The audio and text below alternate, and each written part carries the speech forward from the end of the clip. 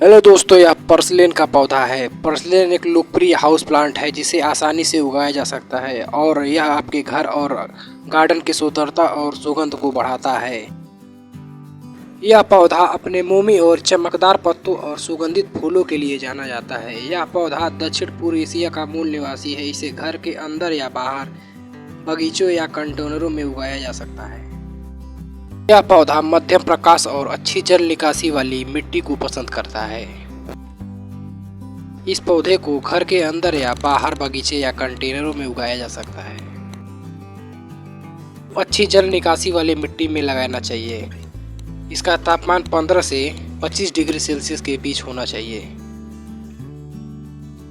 इस पौधे के फूल बेहद ही खूबसूरत एवं आकर्षक होते हैं,